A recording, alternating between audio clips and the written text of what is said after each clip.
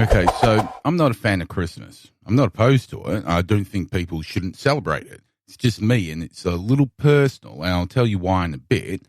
But let me tell you the reason that everybody thinks that I don't celebrate Christmas and why they're wrong.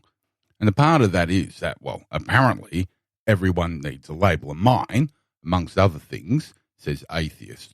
But that's not the reason I don't like to celebrate Christmas. The fact of the matter is I opted out from Christmas long before I even realized what an atheist was or that I was one. And there's also the little fact or story that I was brought up to believe that I was Jewish. Well, that's not quite true. As much as I joke about my parents converting to Judaism to avoid presents, there was always a Christmas day of some sort. Mostly they were pretty shitty, all the fakery of family happiness and the joy to the bottle of sherry and all that crap. And as soon as I realized that the whole Santa thing was a parental conspiracy to keep the man, or child as it were, under control, I started noticing all the other inconsistencies as well, like the menorah on the table next to the roast pork, or the stocking stuffed with stationery supplies for school, and the toys that lasted just long enough to give the gestation assistants enough time to get drunk or high or whatever the junk de jour was. But that's not the reason either. But there were the occasional happy, memorable Christmases as well, like the time I got my very first guitar, and not some shitty 3/4 nylon string piece of crap. This was a full-size steel string dreadnought. I played the fuck out of that thing, and I literally made my fingers bleed. It's long gone now, but ever since that day, I've never not had a guitar lying around somewhere in the house. Even if years go by between shitty renditions of Stairway, there's always a guitar in my house. And then there was the year I got my first bike. Okay, so that was another interparental conspiracy to keep us kids out of the house, and we were poor, real poor. I'm talking people walked the other side of the street so they didn't catch poor offers. We were that poor. So I was blown away. And looking back now, I reckon I can figure where all the money come from, but back then I didn't know what was going on. But that bike meant one thing to 12-year-old Jason: freedom. Real freedom. And if you want to know what I mean, go and ask any professional cyclist. Doesn't matter what breed they are, road pros, mountain bikers, circus unicyclists. Ask them all what they first felt that very first time they rode a bike, and it's freedom. Every single pro cyclist I know says that the first time they got on that bike, they felt freedom. And the miles I did on that steel BMX were astonishing. Now, I'm not proud of this next part, but it happened, and I'll be honest about it. I remember I did a price swap on a fishing rod, and this was back in the day before barcodes, of course. Like I say, I'm not proud of myself, but I put a $2 sticker on a $30 rod and reel combo. I mean, that's out and out theft, but I was 12, and I didn't know any better anyway. And I would tie that fishing rod onto my bike and ride 20 or 30 miles along the peninsula and back again, and thought nothing of it. And obviously neither did the gestation assistants. So none of that was the reason that I don't like to celebrate Christmas. But I'll give you the reason, and it's really quite simple. I just don't want to. It's as simple as that. As soon as I was able to make that decision for myself, I decided that Christmas was not an important part of my life. And I was going to do a whole thing about the myths and misconceptions about Christmas, but none of this is related to my reason for opting out of Christmas. But there is one fun fact I want everybody to understand. More than 2/3 of the planet don't celebrate Christmas. Now, a long time ago, I was talking to a Chinese guy, and he thought the whole concept was hilarious. But then they have those dancing lions that shoot oranges out of their faces, so he can bugger off too. Back to the point. So I don't jingle my bells, but everybody insists that I have to. And for whatever reason, so many people just don't understand that I have the right and the freedom not to want to celebrate whatever that Christmas means to them. But because I'm a white guy in a Judeo-Christian society, I have to love Christmas and get into the spirit and festivals and love and joy and happiness, or, in their opinion, I'm just a fat, curmudgeonous cunt, which is also true, but for other reasons. But let's look at it from a different angle. What if my skin was brown or black or green, and I wore a funny-looking hat or an orange sheet, and I prayed to many gods or the mother god or the planet god? No, you're still not getting it. What if I were a vegan or a Hindu? Would you insist that I eat a sacred cow? Would you force a beef burger in my face? You wouldn't. What if I was gay? Would you force me to eat a fur burger? No, you wouldn't. What if I had really shitty PTSD? Would you make me watch Hamburger Hill? Of course you wouldn't, but you'll insist that I have to like Christmas. Let's flip it around even more. What if I told you that you couldn't celebrate Christmas? What if I said it offended me? What if I said that the whole concept offended me and that you had to change to my belief system or pay the consequences? Now, don't get me wrong, I really love spending the 3 or 4 days each year at my in-laws' house. I get all that time to hang out with the people that I love. All we do is sit there and eat and drink and laugh and tell stories. But we can do that anytime. Why do we only spend time like this with the ones that we really love once a year?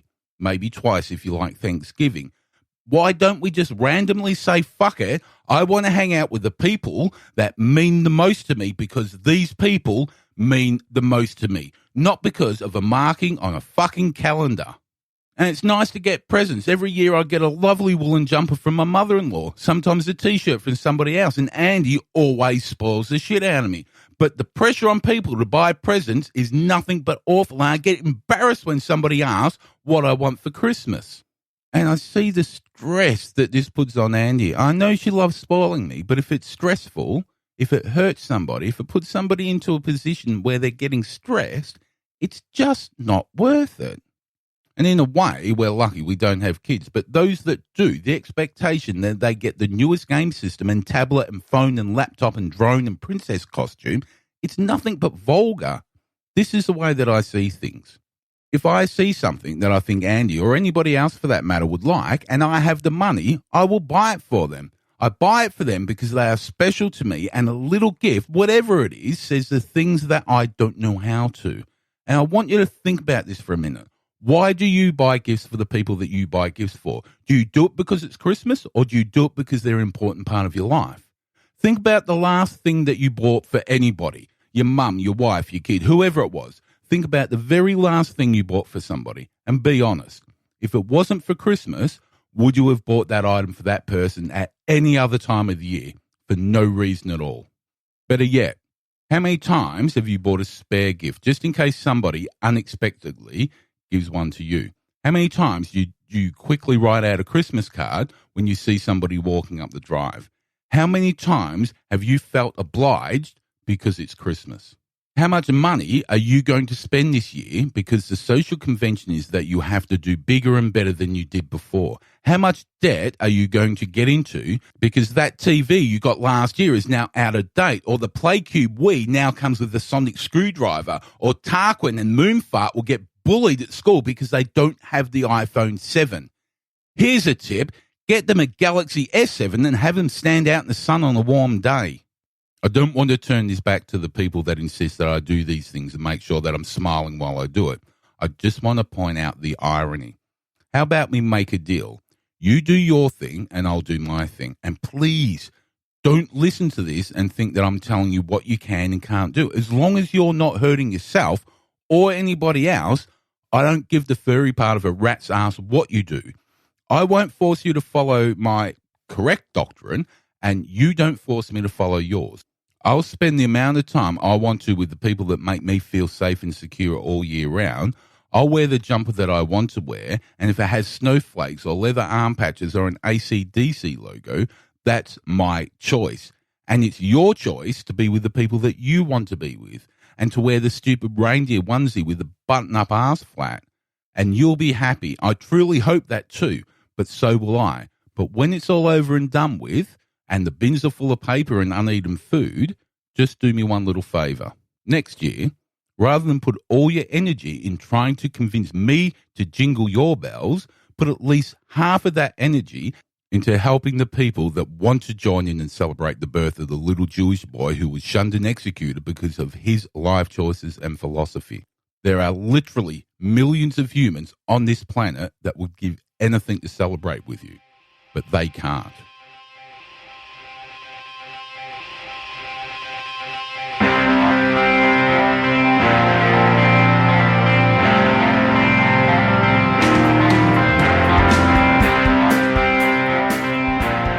Hello and welcome to episode 44 of Skeptic Smash Talk, your weekly podcast full of news from the world of science, religion and politics. I'm your host, Jason Jones, and joining me once again is my ever-suffering first mate, Andy. Welcome back, Andy. Hi there. So now, if you haven't noticed by my voice, I'm not that well. I have a nasty throat infection. I'm currently trying to heal myself with homeopathic remedy that's 0 parts homeopathy and a quart of dark rum. So as such, I don't know how long I can record for, so I'll be as brief where I can be and save some energy for the big news. I've got a feeling your mum's on the run. I'll try. Anyway, but it's sort of a blessing as I plan to do a fair bit of this show this week on homeopathy, hence the shitty homeopathy joke just now. As you may be aware, thanks to all the good work, mostly led by the Good Thinking Society and the Skeptic movement in the UK as a whole, we've pretty much taken homeopathy out of the National Health Service. And now in the USA, the Fair Trade Commission have ordered that, well, essentially, the labels on homeopathy need to say that contained herein, these items do not work. And again, that was thanks to some really hard work by the community at large, but I think the likes of the Society for Science-Based Medicine deserve a heap of kudos for that one. And rather than me regurgitate what's already been said, go and listen to episode 593 of The Skeptic's Guide to the Universe. They've covered it quite nicely. And on that subject, assuming all the stars line up and my voice holds up, in the next week or so, I'll be interviewing one of my skeptical superheroes. Now, no spoilers yet, well, not until everything's known ground, but when you need to take a critical look at the alternative medicine world, well, you can't get any better than this person. And I know that sounds pretty vague, but as soon as everything's green lit, I will announce who this is. So today we're going to have a look at some of the more interesting stories from this week. But without any further ado, let's look at some of the local news. Okay, so we're going to start with Brexit. And this is something, Andy, I'm really going to need your help on because... Oh, dear. No.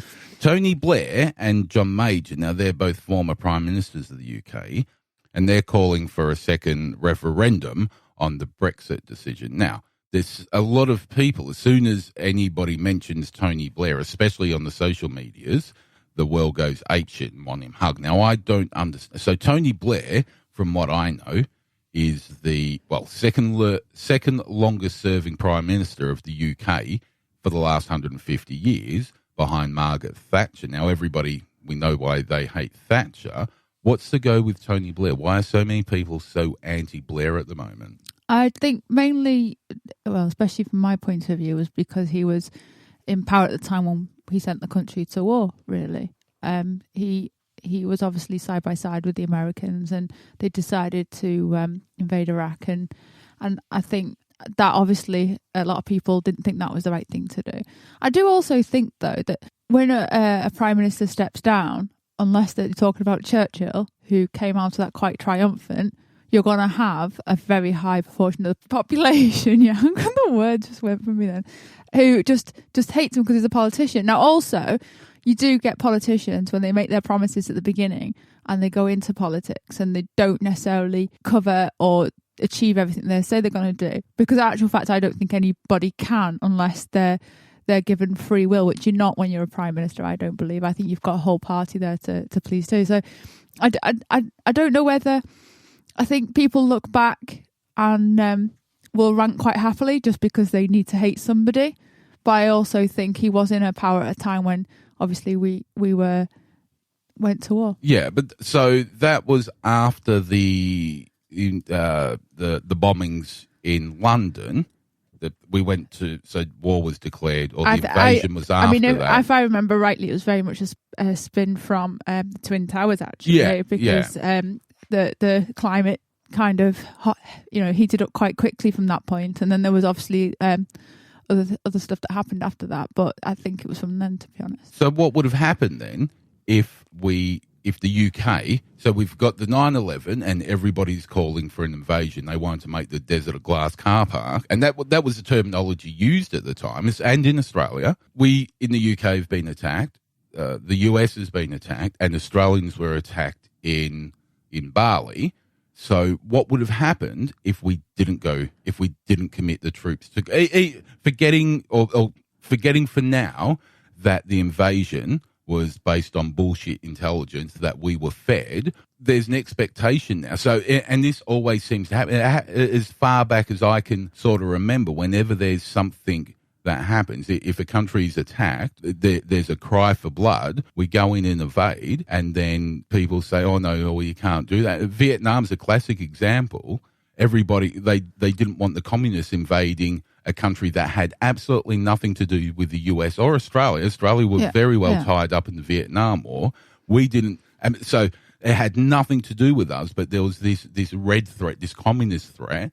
So we had to go in there and stop the communists. Then halfway through, as it happened with Iraq and Afghanistan and everywhere that we've been deployed to recently, halfway through the conflict, everybody starts thinking, "Oh shit, no, we can't do that now." Oh god, yeah, and you've got to look at history. I mean, look at now. We're under. I mean, for my whole entire lifetime, we've had a terrorist threat, whether that was from Northern Ireland, from Islamic State or whatever that whoever wants to decide to terrorize. And I do think unless it's a clear-cut war where you could come out and create good, which is, you think about how we left Iraq. Did we sort anything out there? Oh no. And when I think I've spoke about this before, I've gone back and looked as far as the Boer War, and there's not been a conflict between the Boer War and now where, except for some very minor changes of lines on maps, has anything actually been resolved from it? I see on the news, but mass bombings, weddings in Baghdad. It's constantly. It's happening every day. Go on the news and look at it. I mean, you won't hear from it on your general morning news because it's old news. We're bored of it, but it's nothing's changed, and there's still that issue. And unfortunately, I think unless you're going to sit down and look at all of Tony Blair's policies, what he did for the NHS or education or anything along that route, then people are going to zoom in on the one thing. I mean, he had the Iraqi inquiries after his time, and that would have obviously left a bit of a tar on what I'm not saying I was a Blairite by any stretch. And what I'm saying is, I think it's human nature to highlight the bad and not look at the good in what people achieve, especially when you're in a position of power, especially if they're seen as in this ivory tower as well. You've got no common ground with these people. So there's you've got to do a lot of movement to get people to like you, I think. Yeah, absolutely. I agree. I'm just looking at the list of world leaders from that time. So when early 2000s, so like I said, we had the 9/11 bombings, we had the 7/7 bombings, and we had the Bali bombings. Now, for Australia, we have John Howard was the Prime Minister at the time of the Bali bombings. And so he was actually my Prime Minister when I was in the Army for half that time. He was the second longest serving Prime Minister in the history of Australia behind Sir Robert Menzies. And if you're not Australian, that name doesn't ring a bell. But Sir Robert Menzies was the epitome of what an Australian leader is. So he actually had I think 8 or 9 full terms Robert Menzies had. He served between, I'm just trying to think, he was the Prime Minister at the start of World War II. He was pushed out of power by the Liberal Party at the time, and then he come back into power for 17 years as the Prime Minister of the country. The next longest serving Prime Minister, was John Howard. 11 years he served as a Prime Minister, and now they're calling for him to go to trial because he committed the Australian troops to the wars in Afghanistan and Iraq. Now, all he was doing was what he had to do as the Prime Minister was to make sure. So we've got an obligation under many treaties that we must, and the UN treaty states it as well, is that we must help any of our co-signatories in a time of conflict. We don't get a chance to opt out of that. We really don't get that chance. We're not, by that treaty, we can't do that. And again, I get that the reason we went into Iraq was based on bullshit, but that was based on bullshit by the Americans. And if we have a look at the president of the USA at the time, so from 2001 through 2009, it was George W. Bush. two presidents before. So before him was Bill Clinton. Now, he kind of had a fairly peaceful presidency. There was not a lot of direct conflict when between 93 and 2000 when Bill Clinton was the president. But before that, Daddy Bush was the one who sent us into the conflict in the Middle East in the first place. Daddy Bush fucked it right up. It was an absolute atrocity. So he sends his son in later on. I'll be honest with you, I'm quite ignorant when it comes to the American politics and apart from obviously like just the news that you hear, but in terms of all the other stuff that they achieve or do not achieve in terms of their state welfare, etc. So it's really hard for me to comment on anything outside of the war in terms of whether they were any good or whether they just went in there, was quite happy to do the pomp and ceremony, then bugger off, after a spell. So but it just seems that war seems to have an impact on how people favour, I suppose, a politician, unless you really do truly fuck up in, stuff like the education and NHS, and there's people traipsing the streets with no jobs, like we're seeing currently. Yeah. But if you come in at a time of war, I do think unless you're Churchill, you're screwed. Yeah, exactly. And all that leads me to the point that I'm trying to make on this. So we've got a fractured political system right now. We've got the Tory party who have split. They're all over the place. They all ran a bloody mile. They decided to put this referendum out for Brexit, and they all thought, "Oh fuck, I don't want this hot potato now. Anybody else want it?" We had Theresa May today. Well, it was released today that and this pissed me off, in a very rare interview. So the Prime Minister of the fifth wealthiest nation on the planet, Theresa May's not giving press conferences. They're very rare, and that's absolute bullshit. I don't think she should have a right to do that because she's there to speak on behalf of the country, isn't she? That's part of her job. She can't just select when she wants to step up, surely. No. I don't. I've got mixed feelings on this. Yeah. So in a very rare statement, it comes out that she puts decisions in God's hands. That's what she said. Oh, dear God. So the leader of our country, the fifth wealthiest country in the world, is being ruled by somebody who takes advice from a magical fucking sky daddy. Do you think she prays each night and whatever she thinks he says, that's who knows? But we've also got the problems with the Labor Party. So the Labor Party are fractured at the moment. They're getting a little bit better. I'm starting to get a little bit impressed with and by his, I mean Jeremy Corbyn's performance in the Parliament at the moment. But, so a little while ago, I did a random straw poll and I asked people living in Britain, given everything that's happened now, who would be the best Prime Minister? And you know who most people said? Who? Blair. Yeah. And so we know, so there's problems with Blair. People have got issues with Blair. There's somebody, I won't mention the name, somebody very close to us that can't stand the man, said that Blair needs to come back in. He's the only person that can sort the country out. But he's saying now that he won't because the media will do a hatchet job on him. I think, unfortunately, they have a massive impact as well on how well a Prime Minister does because, they'll sensationalise headlines and people suck up the short reads, don't they, rather than looking at the facts because they're not given the facts, I suppose. So he's got a fair point there. Yeah. But even better than that, Nick Clegg, so he was the Deputy Prime Minister when we had the coalition government with the pig fucker. Nick Clegg today said, although I disagree passionate with him, what Tony Blair did in Iraq, the guy's a formidable politician who has a huge amount of insight on what's going on around the world. So that was somebody he was in opposition. You go into the story, and I'll post the links to the story. I don't want to read it all out. But basically, Nick Clegg, the once Deputy Prime Minister and once leader of the Lib Dem Party, wants Blair to come back in and sort the shit out. And he's talking about Brexit, but not only Brexit, but sorting out and coming back and sorting out the Labour Party. Yeah. It's like when a musician dies and all of a sudden they're the best thing ever, isn't it? Or a painter. Yeah, absolutely. That's the best analogy ever. It really is. Anyway, so while we're on Brexit, so there was meant to be a protest outside Parliament last week and it didn't quite go as planned. So apparently there was going to be about 2,000 people show up for this protest. Protesting what?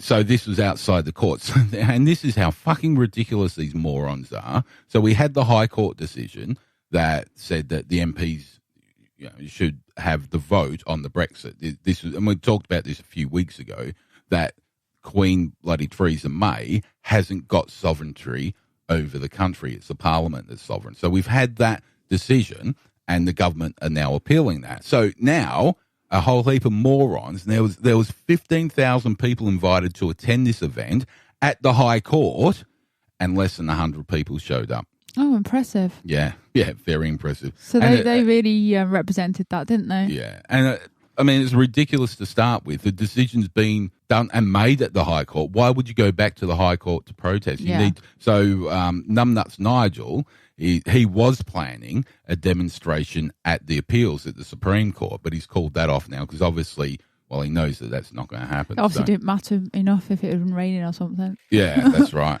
Okay, well, let's move on to our future lords and masters, the wildlings up north. So, Nicola, the Queen of Scots, has absolutely blasted all the information in the Autumn Statement and the lack of planning for Article 50, and now they seem to have found some laws that will allow the Scottish Parliament to block Brexit. And I'll get to that in a minute. I think that some part of the Autumn Statement actually was geared to becoming self-sufficient post-Brexit.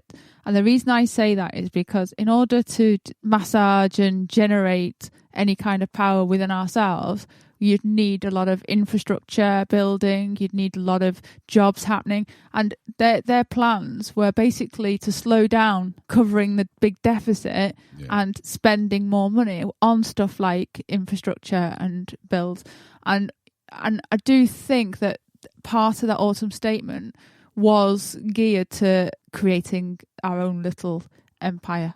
Do you think they were trying to go to the populist thing, so trying to find the key points? So they talked about 5G mobile. Now, where we live here, and we're not in the middle of nowhere, we're fairly modern where we live. Can't get one fucking G. Yeah, we're not even getting 3G to the house. We've had to put an amplifier on the house to get 3G through the internet. So they're talking, but we barely got 4G is rolling out and it's in the cities, but 3G doesn't work in most places in the kingdom. So why are they fucking talking about 5G? I'm not saying it was. I actually thought it was a bit of a pointless Autumn Statement, so I'm not defending it by any stretch. But I actually think that no fucker would have been happy with it. I mean, I was watching the news a couple of days afterwards, and they were questioning some of the stuff that they didn't bring up, and in a roundabout way, they kind of did, and it was like everybody was just looking for the holes in the Autumn Statement anyway. Now, it was much of a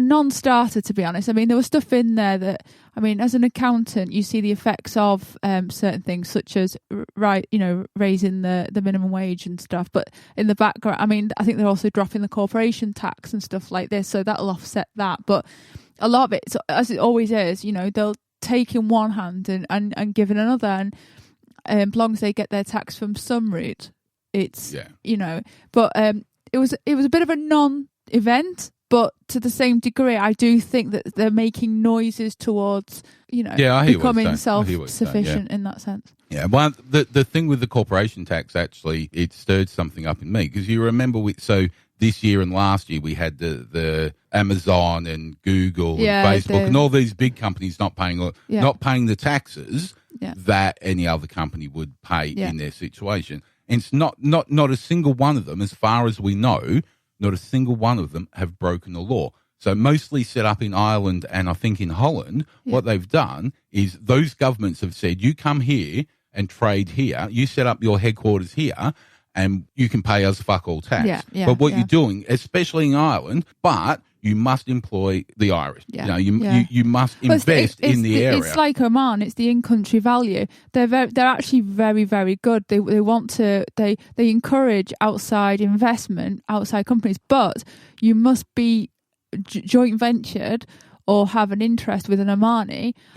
You've got to employ, I think it's one Omani for every 3 that you employ. You've got so much of the profit has got to be withheld. You must put down a certain amount of cash into an Omani bank before you even start to trade.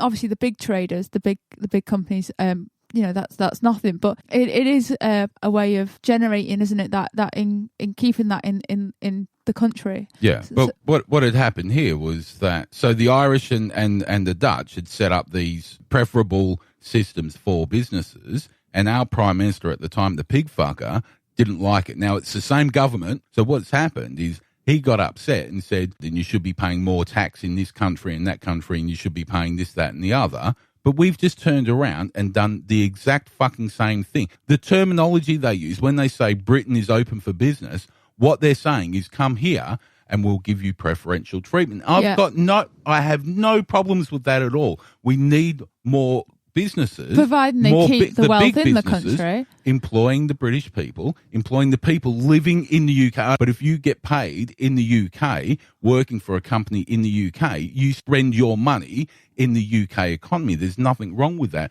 But you can't have the same government then say to other companies, no, you're not paying enough taxes. We want you to pay, you're paying the taxes that you have to pay by law, but we want you to pay a little bit more because we think you're getting away with too much. That's absolute fucking bullshit. Yeah. I mean, I actually believe we're actually one of the countries that has one of the lowest VAT percentages in taxation. Yeah. So we're not, there's other countries that charge a lot more in terms of that kind of tax. Because you don't get taxed in all different angles, don't you? What about the corporation tax? Because that's the big one.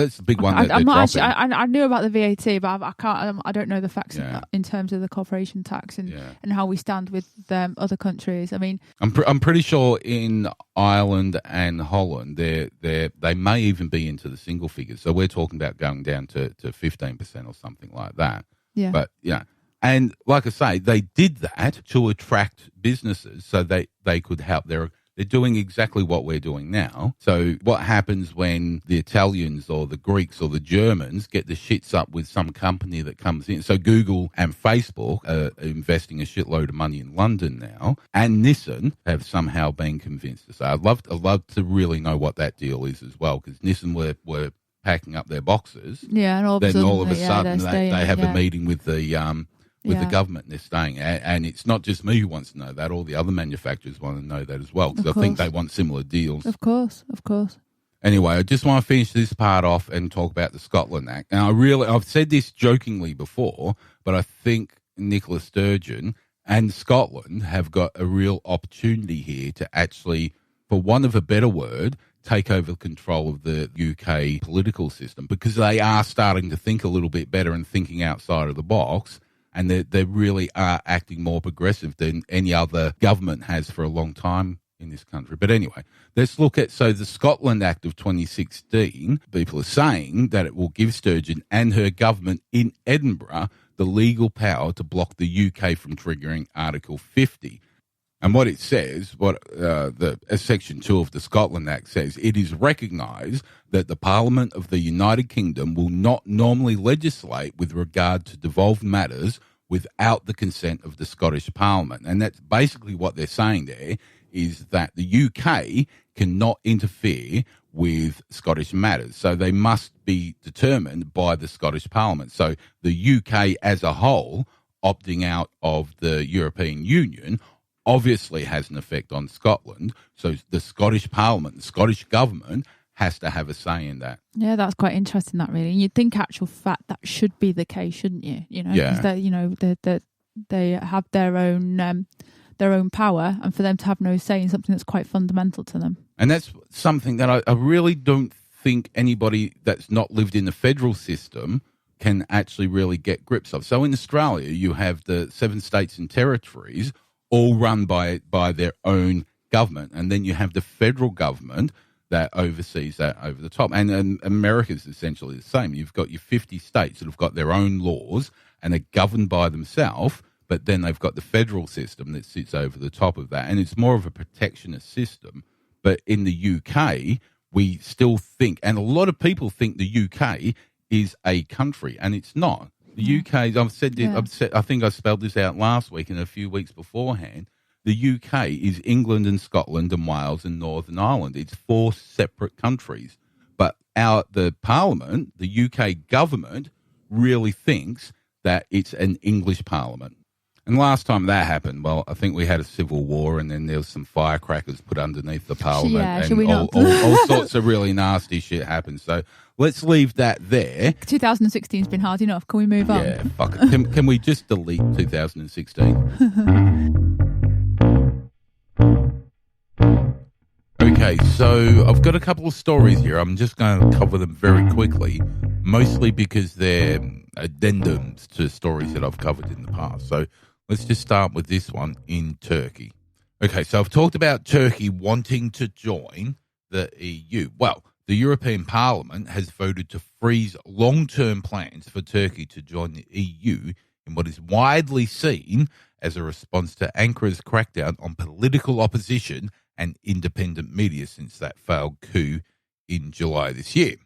MEPs, or members of the European Parliament, voted 479 in favour on the motion amending the EU-Turkey relations, with 37 against and 107 abstentions in a plenary session in Strasbourg on Thursday. The long-expected suspension had been criticised by those who say that rather than encourage President Erdogan to change track, the vote will only push the country towards adopting even harsher stances on human rights issues. And because of all of this, Erdogan is threatening to open his European border to let the bottleneck of refugees into Europe, which I fucking hope that he does. If you think that they've been treating their own people pretty badly recently, like arresting anyone that's ever said anything or done anything that was in opposition to Erdogan, there's evidence that they are using the refugees as, well, let's just call it what it is, slave labor. And this is because Turkey, if you're in Turkey as a refugee or asylum seeker, you cannot work. But as is expected, the capitalists have taken advantage of their desperation and put them to work in sweatshops making high street clothing. So, yeah, open your border. It will be the most humane thing, Mr. Erdogan, that you've ever fucking done. And just in case you missed it, when I talked about this last time, the reason, or one of the big reasons, the EU won't let Turkey in to the European Union is its refusal to address the 36 concerns of the EU, including, but not limited to, Erdogan's insistence on bringing back the death penalty. And his reasoning for this, come on, say it with me, it's the will of the people. Think about that, Mrs. Theresa May. The will of the people is not always the best outcome. That's why we maintain a parliamentary system.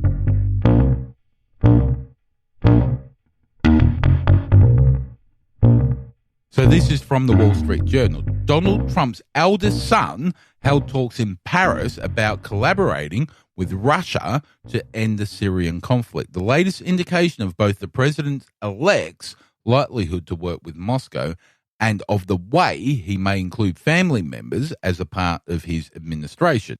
Dum Dum Jr. participated in discussions in October that included think tank founder Fabian Bessertz and his wife, Randa Cassis, the Wall Street Journal has said. Mrs. Cassis is a leader of a Syrian opposition group that is backed by, you guessed it, the Kremlin. While the US has opposed Syrian President Bashar al-Assad and has funded rebels opposed to him, Russia has used its military force to protect his regime and attack rival opposition groups. Mrs. Cassis' group reportedly seeks a political transition through cooperation with Assad. Cassis told Al Jazeera this week, Russia intervened to save the country for the sake of Syria. The problem is that you don't know the Russians. You don't understand the Russians. You just accuse the Russians of being against the opposition, but you need to understand them. Okay, I admit that I'm not feeling very well. I said at the start of the show, I've got a bit of a man flu, but does that sound like something that Boris Johnson would say? None of that makes sense. But never mind that. Where do you start with all this? Well, briefly, the war in Syria is an absolute mess. And if you try and work out who is fighting for or against who, there's a fair chance your head will explode. But let me simplify it the best that I can. The US-supported rebels are fighting the Assad-led government. The Russian-backed Assad government are fighting them back. Both are fighting ISIS, as is the US-led coalition also fighting ISIS. The Army of Conquest, with links to the Muslim Brotherhood and Al-Qaeda, and this group is mainly supported by the Saudis and the Turks, and they're fighting Hezbollah, the Assad government, and ISIS. And then there's the SDF. These are sort of a secular, sort of multi-religious group that have gained a little strength and focus in the last year or so. They are supported by the US and Russia and Iraq, well, the Iraqi Kurds, and the PKK. They are fighting the Army of Conquest and ISIS. Did your head just explode? Well, if it didn't, try and map it out and come up with a strategy. Everyone seems to be fighting ISIS, so take them out of the picture and you have the world's most deadly game of rock, paper, scissors, lizard, Spock. Anyway, now that you know that, let's go back to Dum Dum's mini-me. In October, the son of the, at the time, presidential candidate meets with politicians and diplomats and businessmen to discuss the civil war in Syria, a meeting led by a group of people that are working with the Kremlin to support the Assad regime in Syria. And let's just call that what it is. This was a pitch to get as much support as they could for the Russian-backed Assad regime. Okay, go back to my game of rock, paper, scissors, lizard, Spock. Take out ISIS, and I'm all for that, but then what? The US have been supporting the rebels against Assad and his vodka-swilling mates. And then there are the US-led coalition boots in the air and the fight against ISIS. Is there going to be an expectation that the US support and the US-led coalition are now to change sides and support Assad? And why would that even be a consideration? Keep in mind, just because Assad is fighting ISIS, it doesn't mean that Assad is not an evil dictator. But the question remains, why did the son of the, at the time, a presidential candidate meet and discuss world politics in reference to a civil war and its links with Russia? What deals were done? What did Trump get in return? I don't know. You tell me.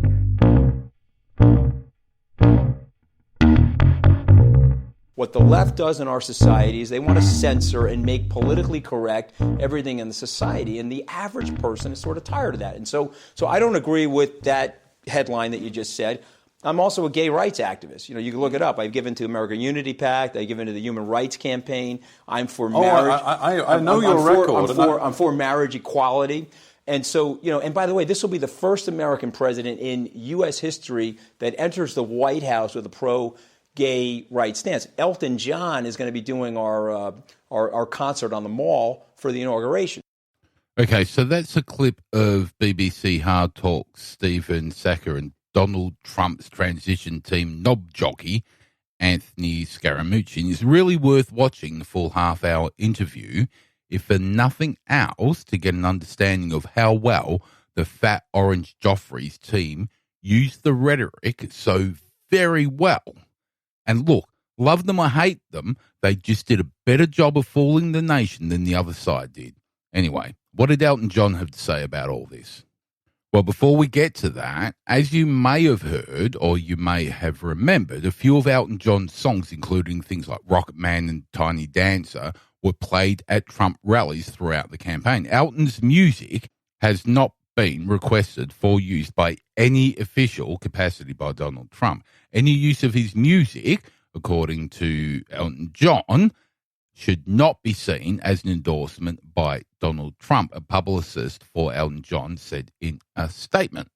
Elton John himself had also spoken out about Trump using his music, telling The Guardian earlier on in the year, "I really don't want my music to be involved in anything to do with an American election. I'm British." Elton John also commented saying that "I've met Donald Trump and he was very nice to me. It's nothing personal. His political views are his own. Mine are very different. I'm not a Republican in a million years."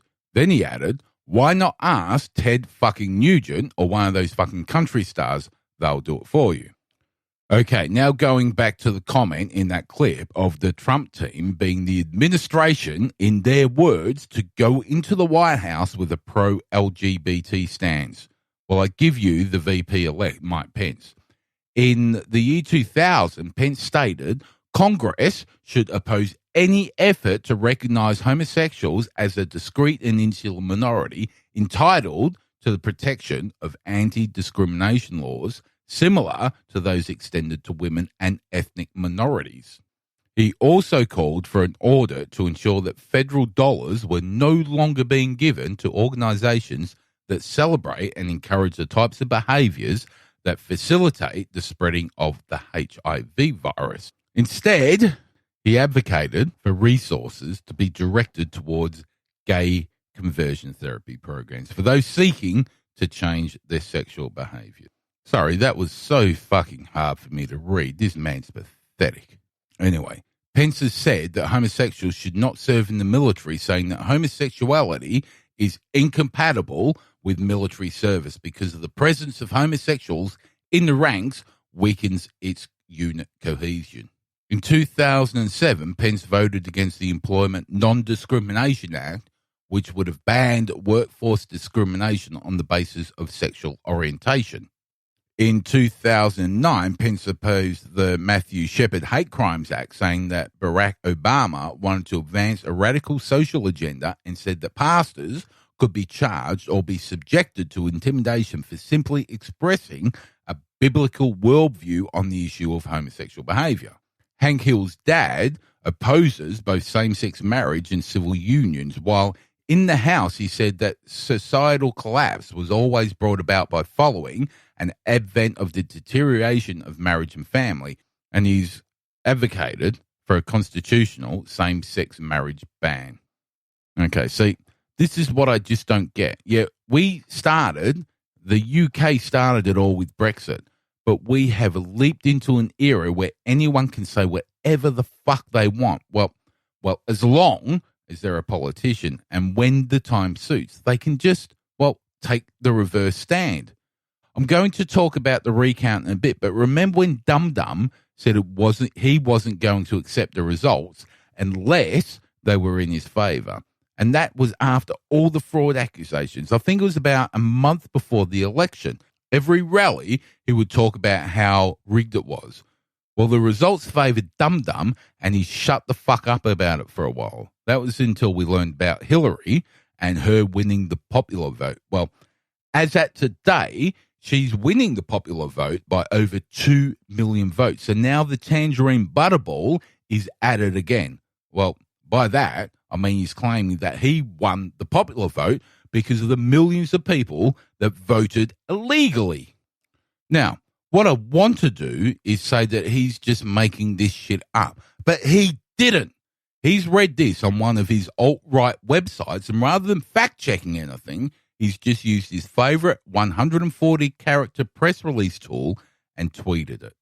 And of course, there's absolutely no evidence of this, but what sort of megalomaniac would accept that he or she become the leader of the free world because of a system that was designed to keep people like him out of the White House in the first place had failed, and that the people of the land of the free voted for the person by what may turn out to be a very fair majority.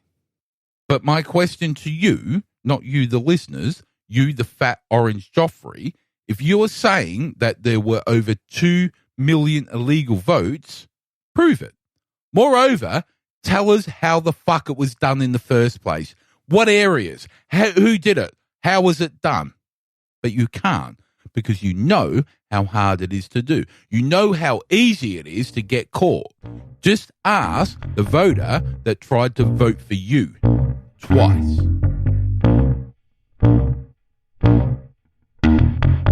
But let's look at the recount issue. This comes from reports from computer scientists that say they have strong evidence that the election was rigged against Clinton in 3 key states. And this comes from the Independent and the BBC and the Wall Street Journal and New York Times, is all over the place anyway. A group of renowned computer scientists and lawyers have urged Hillary Clinton to challenge the election results in 3 key states after they gathered evidence to suggest the election results were potentially, I have to say that again, potentially manipulated. The group of activists, including voting rights lawyers and the director of the University of Michigan Center for Computer Security and Society, believe their evidence shows that the results in these 3 battleground states, which lost Mrs. Clinton the election on 8th of November, might have been hacked. In Wisconsin, Clinton received 7% fewer votes in counties that depended on electronic voting machines compared to counties that used optical scanners and paper ballots. And consequently, Clinton may have lost up to 30,000 votes. Importantly, she lost Wisconsin by 2,700 votes. Importantly, Clinton, or the Clinton team, had not called for a recount. And we need to remember that there were accusations that the DNC had done very similar in the primaries. Now, look in the show notes for a link to a video from the Young Turks. It's called Uncounted, and it's a story from the California elections, and there's actual visual proof there of, well, let's not call it fraud. Let's just say that the voting machines, the counting machines, weren't working the way that they should have. Anyway.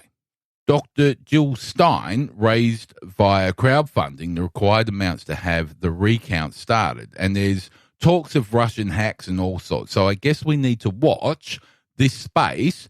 But really, if you want to see how the counting works, just go and watch that video called Uncounted. It's about 30 or 40 minutes long.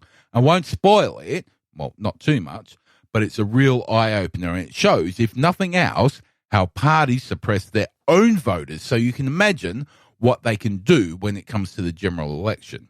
But the real question is, will this make a difference or not? Let's assume that there was some sort of fraud or hacking, but not enough to change the results. Worse yet, it reveals back to a neck-and-neck race. Does the mere fact that hacking has occurred invalidate the whole cycle in the first place? And we're just talking about the top job right now. What about the down ticket stuff? Given that Hillary at the moment has a lead in the popular stakes of about, well, more than 2 million, it's a fair argument that the Democrats may also have been cheated from some of the House votes also. There's no evidence of this, of course. I'm just speculating, as are the academics that have brought this to light. They have not claimed any actual shenanigans. And in a statement from the Greens and now the Democrats who have joined in the recount, as they've clearly stated that this is the case. But let me try and explain what the boffins are saying. So there's different ways at looking for the signs of fraud, especially when it comes to financial fraud. The best known method is what's called Benford's Law, and that is, in very brief terms, a law that states that given a natural set of numbers, the leading significant number is most likely to be small. Now, not all number sets follow this law, but when they do, and in banking, for instance, when a set does not conform to this law, it's an indicator of fraud. What I'm talking about is, given the set of numbers, when looking at the leading significant number, there'll be more ones than twos, more twos than threes, more threes than fours, etc., and so forth. And I know this works because I use it nearly every day in my real job looking for processing errors, and it's never wrong. There are similar frequency distribution laws for words. Vsauce did a really brilliant video on this. It's called the SIP mystery. Just Google it and look at it, which links to the 80-20 law. And these laws are irrefutable. They work every single time. Anyway, these are all very fascinating, but sometimes not always true. Hence the reason no one is claiming anything more than supposition right now. And what they are supposing with the election is that there is a significant difference between electronic or machine registered votes to paper ones. And coincidentally, this happened to be in the 3 main states that swung to Trump from Clinton and were not expected to. So it bears investigation, not just because of the massive swing, as I've said in the past, credit where it's due. Trump did get out and work the dust bowls while Clinton sat on her arrogant fat ass. But the massive swing compared with statistical inconsistencies do need to be looked at, especially given the accusations of which nations have been linked to several other hacks in relation to this election. And if you're listening, hello, Vladimir the Putin. Hi, this is the voiceover robot. If you want to have each new podcast delivered as soon as it's released, go to skepticsmashtalk.com and subscribe.